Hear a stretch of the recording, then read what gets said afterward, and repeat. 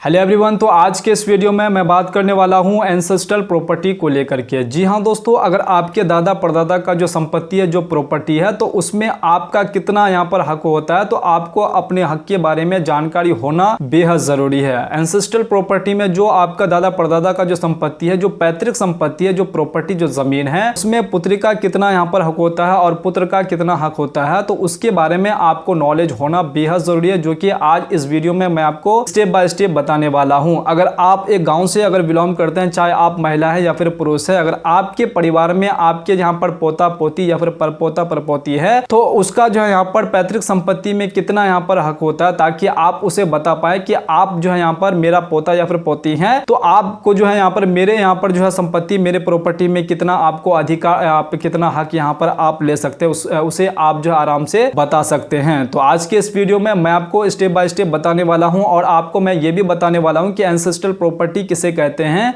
Self acquired property किसे कहते हैं, और एंसेस्ट्रल प्रॉपर्टी के 5 महत्वपूर्ण अधिकार के बारे में भी आपको इस वीडियो में मैं आपको बताने वाला हूं।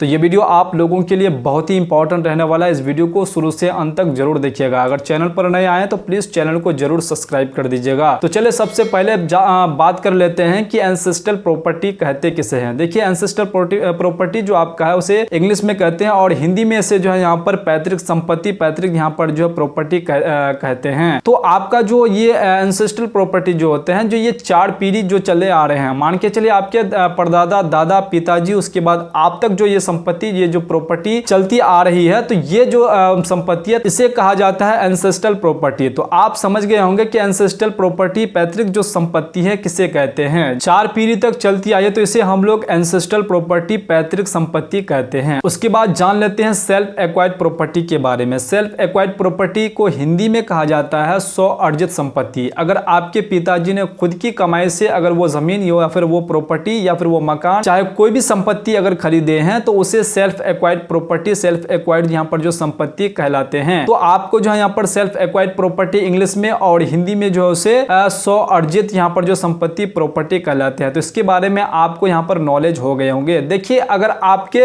यहाँ पर पैतृक संपत्ति, अगर पैतृक जमीन है, आपका जमीन या फिर प्लॉट या फिर आपका कोई भी मकान, कोई भी आपके दादा परदादा का जो जमीन, प्लॉट, मकान या फिर कोई भी संपत्ति है, तो उसमें आप अपना अधिकार यहाँ पर जो है बता सकते हैं, अपना अधिकार यहाँ पर जता सकते हैं। ना कि आप सेल्फ एक्वायर्ड प्रॉपर्टी में जो आपके दादा या फिर परदादा ने या फिर आपके पिताजी ने जो खुद से खरीदे हैं, अगर आपके दादा ने अगर खुद से खरीदे हैं, खरीदने के बाद उस प्रॉपर्टी, उस जमीन, उस प्लॉट को जो है अगर वसीयत किसी के नाम से, आपके पिताजी के नाम से अगर कर दिए हैं, तो वो प्रॉपर्टी, वो संपत्ति आपके पिताजी के यहाँ पर हो जाते हैं। जब तक आपके पिताजी यहाँ पर हयात रहेंगे, तब तक उस जमीन, उस प्लॉट में, उस संपत्ति में आपका कोई भी अधिकार यहाँ पर नहीं होते हैं, जब तक आपके पिताजी हयात रहेंगे। जैसे आपके पिताजी का डेथ कर जाएंगे, जो आपके दादाजी ने जो संपत्ति आपके दादाजी ने खरीदे थे, खरीदने के बाद आपके पिताजी के नाम से वसीयत कर दिए थे, तो जब तक आपके पिताजी रहेंगे, तब तक आप उस जमीन पे, उस प्लॉट पे कोई भी आप अधिकार यहाँ पर जता नहीं सकते हैं। जैसे ही आपके पिताजी डेथ कर जाएंगे, उसके बाद आप उसमें जो है अपना अधिकार यहाँ पर जता सकते हैं, आप उसमें हिस्सा यहाँ पर ले सकते हैं। उसके बाद बात करते हैं 5 महत्वपूर्ण एंसेस्ट्रल प्रॉपर्टी के अधिकार के बारे में। सबसे पहला जो आपका अधिकार है, 3 पीढ़ी होने पर आप अपना अधिकार बता सकते हैं।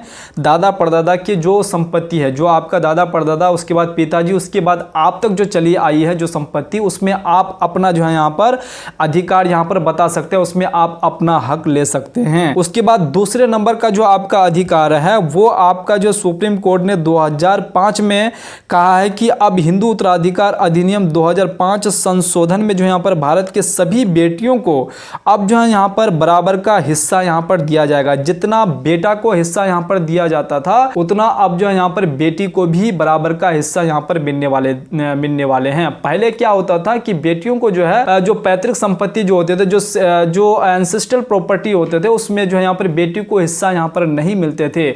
लेकिन 2005 के संशोधन के बाद जो अब बेटी को भी बेटे के बराबर यहाँ पर जो है हिस्सा यहाँ पर मिलने वाले हैं। अब सवाल आपका ये रह सकता है कि जिसके पिताजी यहाँ पर 2005 के पहले अगर मृत्यु अगर हो चुकी है या फिर उसके बाद अगर हुए हैं, तो क्या उनको यहाँ पर जो बराबर का हिस्सा मिलने वाला है? इससे कोई भी आपको दिक्कत नहीं होने वाले हैं। अगर आपके पिताजी 2005 से पहले अगर डेथ कर चुके हैं, तो आपको भी जो यहाँ पर बराबर का हिस्सा यहाँ पर मिलने वाले हैं। तो आपको ये चीज जानकारी होना बेहद जरूरी है। उसके बाद तीसरे नंबर की जो है यहाँ पर आपका अधिकार है वो आपका एंसेस्ट्रल प्रॉपर्टी, पैतृक संपत्ति आप अकेले नहीं बेच सकते हैं। जो आपका एंसेस्ट्रल, जो आपका पैतृक जो संपत्ति है, जो पैतृक आपका जमीन प्रॉपर्टी है, वो आप अकेले नहीं बेच सकते। उसमें जितने भी हिस्सेदार हैं उन सभी का आपको सहमति लेना बेहद जरूरी है, तभी आप जो है उस जमीन, उस प्लॉट को आप बेच सकते हैं। अन्यथा उस प्लॉट को, आप उस जमीन को, उस जायदाद को और उस यहाँ पर जमीन को, आप उस मकान को नहीं बेच सकते हैं। तो ये चीज आपको मालूम होना बेहद जरूरी है। उसके बाद जो चौथे नंबर की जो आपका अधिकार है, अपने हिस्से की जमीन बेचना चाहते हैं आप, लेकिन आपका जो यहाँ पर भाई या फिर बहन सहमति नहीं दे रहे हैं, तो आपको क्या करना होगा? अगर आप जो है आपके दादा परदादा या फिर आपके यहाँ पर पिताजी का जो जमीन है, वो आप यहाँ पर जो संपत्ति है वो आप अपना संपत्ति बेचना चाह रहे हैं, लेकिन आपका जो हिस्सेदार है, आपका जो भाई बहन या फिर आपका जो चचा जो हिस्सेदार है उस संपत्ति में, वो सहमति आपका नहीं दे रहे हैं कि ये संपत्ति आप जो हमारे खिलाफ बेचे। तो आप अपने हिस्से की जमीन आप अगर बेचना चाहते हैं, उसमें अगर प्रॉपर्टी, अगर आप अपने हिस्से की प्रॉपर्टी बेचना चाह रहे हैं, तो आप कैसे बेच पाएंगे? तो आपको करना क्या होगा? आपको अपने जिले के यहाँ पर कोर्ट में जाना होगा और आपको पार्टीशन सूट यहाँ पर करना होगा, जिसमें कोर्ट यह तय करेगी कि आप यहाँ पर कितना, आपका जो है कितना हिस्सा यहाँ पर बनता है, और आपको हिस्से पर आपका यहाँ पर अधिकार, जो आपको अधिकार दे दिए जाएंगे कि आप अपने हिस्से की